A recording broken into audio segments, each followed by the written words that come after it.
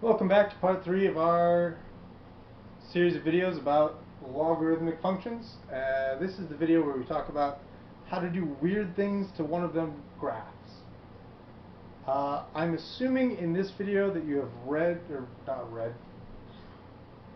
I'm assuming in this video that you have watched the videos from section 4.1 where we talk about transforming exponential functions. And I'm assuming that because we're going to do all of the same transformations for logarithmic functions, and they're all going to work in exactly the same ways. So I'm going to skip the part where I convince you how they work. If you're confused about that, watch the videos from 4.1. I'm just going to go into what they look like so that we can wrap this up. Just like the old videos, sort of the basic transformations that we can do involve adding or subtracting numbers outside the function. Hopefully we recognize this as a shift up, and we can just make ourselves a really quick graph. Base functions in blue, as always. Base function has an intercept at 0, 1, a vertical asymptote on the y-axis. This is your base function, y equals log base 2 of x.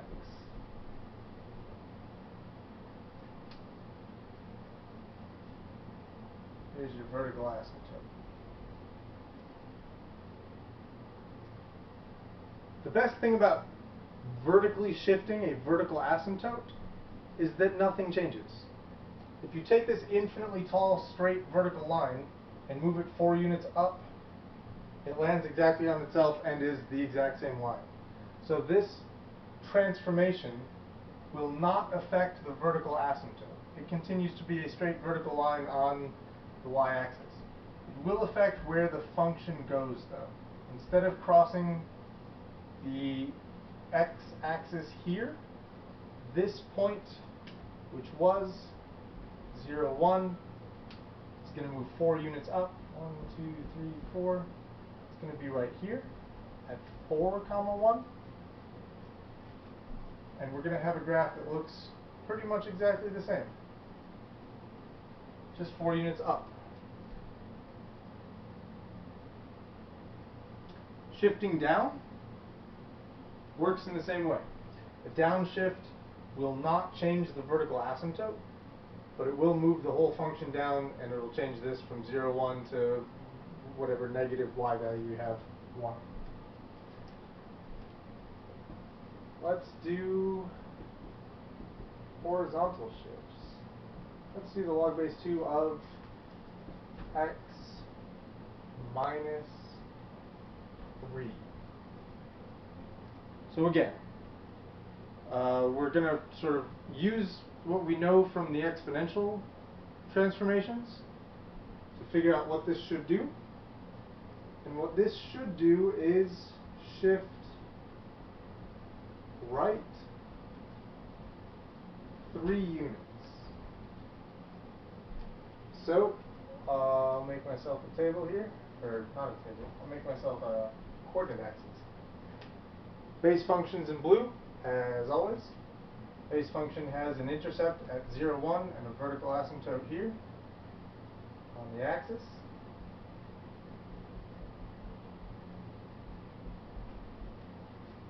Something I mentioned in the exponential video that I think I forgot to mention here. In the exponential video, the base does not matter. It will always have an intercept at 0, 1, because anything to the 0th power will give you 1, so it doesn't matter what the base is. All logarithm functions have the same property. It doesn't matter what the base is, they always have an intercept here at 1, 0.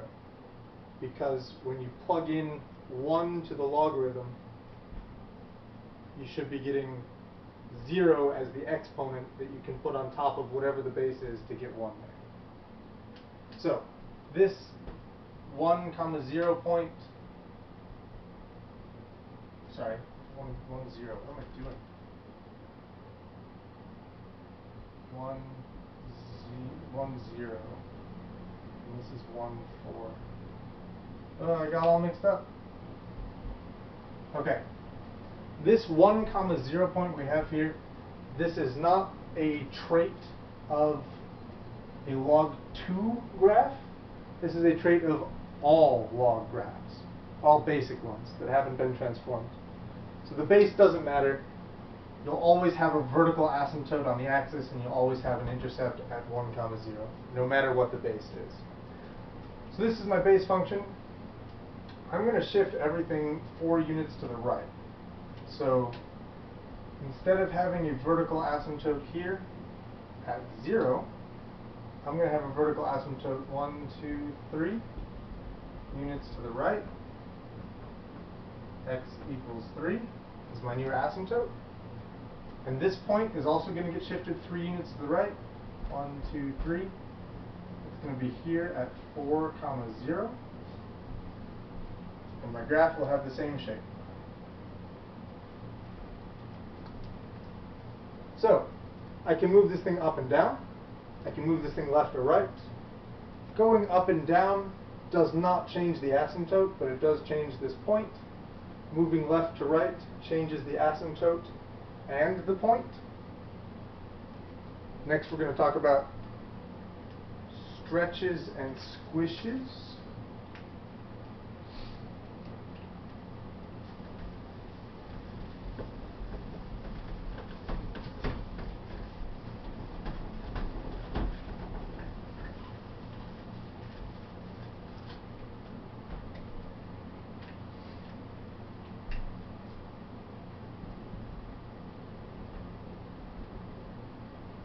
Let's change the base up a little bit. I've been using log base 2 for a while. I'm going to switch to log base 4 so that I can sort of demonstrate that the shape of the graph doesn't really change. The vertical asymptote and the intercept don't really change. The only thing that changes vaguely is sort of like the steepness of it. Log base 4 is going to be a lot flatter than a log base 2 graph, or a lot steeper on the back end. So let's do that. 3 log base 4 of x over here, and I'll do y equals log base 4 of 3x here. Oh, no, let me do this correctly.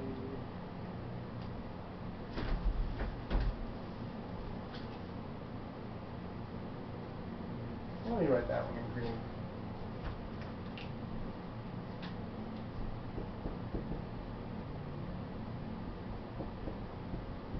Okay. So, I'm going to start with some coordinate axes.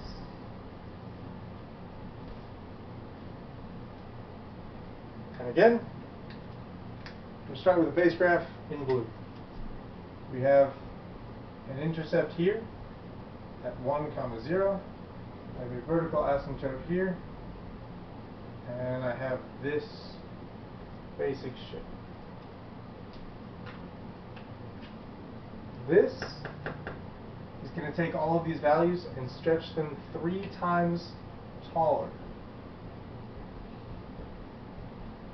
This is a stretch. So it's going to leave this point alone. If you stretch 0 taller, nothing changes. It stays 0. But if you stretch whatever this is 3 times taller, you end up here. And if you stretch whatever this is 3 times taller, you end up here. And if you stretch whatever this is 3 times taller, you end up down here. So this will give you a shape that still does its asymptote, still has this intercept, but is taller. This transformation on the inside is going to make it 3 times thinner. Remember that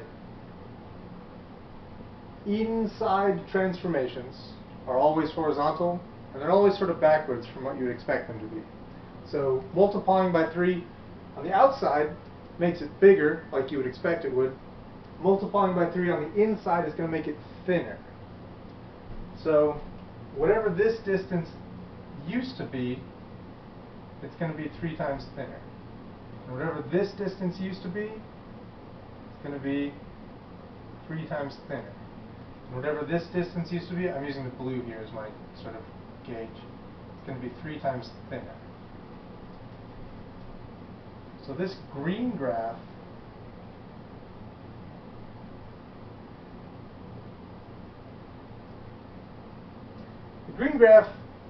looks taller, like the blue one, or like the black one does, but it's actually just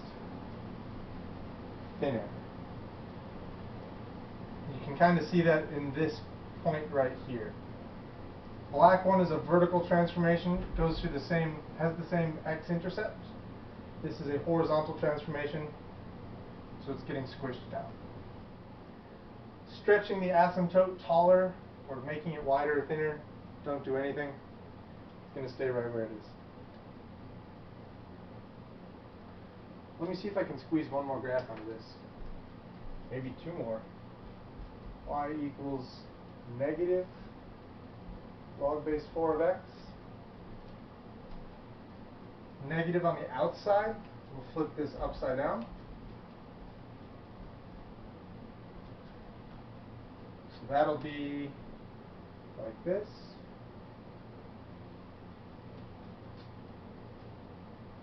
I'm out of colors, so I think I'm going to go back to blue. So one more. Y equals log base 4 of negative x. This will flip left to right. And that will give you a graph that looks like this.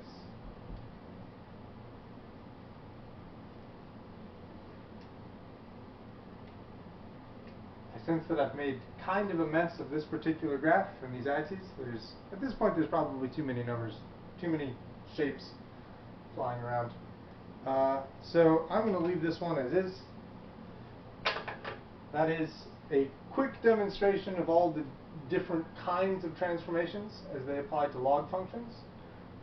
Again, we can move them side to side by adding or subtracting inside. We can move them up and down by adding or subtracting on the outside. We can stretch them or shrink them horizontally by multiplying and dividing inside. We can stretch or shrink vertically by multiplying or dividing on the outside. And we can flip them vertically or horizontally by putting negative signs on the outside and inside respectively. That's about it. Follows all the same rules as graphs of exponents in terms of the function transformations. You're just starting with a slightly different shape. Vertical asymptotes and an x-intercept instead of, with exponentials, we had a horizontal asymptote and a y-intercept. The very, very last thing I need to tell you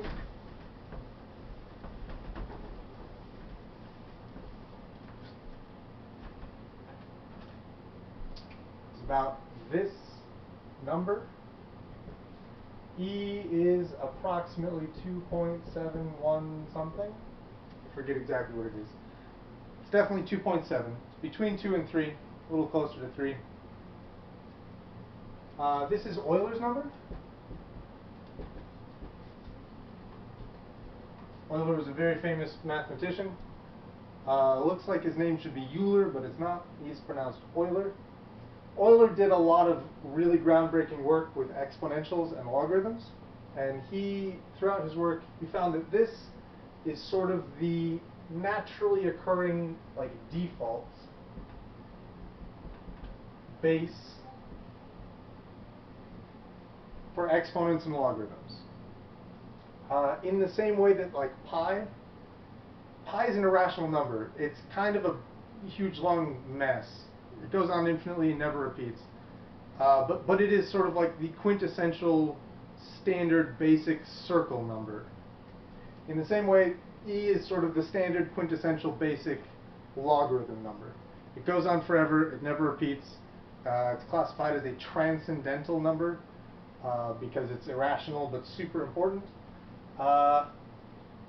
So that's just what it is. If you see something like y equals e to the x, this follows all of the exact same rules as exponentials we talked about before. And like I said, the base doesn't really matter, so it's okay that this is a weird number as a base. Still has its intercept at 0, 1, still has a horizontal asymptote at y equals 0. So don't be intimidated by that. It behaves just like you think it would.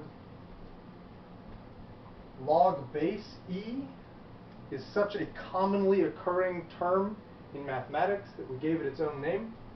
This is the natural log. This is ln. Usually when I write this, people think I'm writing an I, and they type IN into their homework, and it tells them they're wrong. This is an L. ln is for natural log. And natural log just means log base e, because again, this is like the default base. For us in this class, it's probably not going to come up much. When you get to calculus, you're going to see natural logs all over the place. They're everywhere. Calculus is infested with them. They're inescapable. That's going to do it for these videos. Good luck on the homework. We'll see you next time.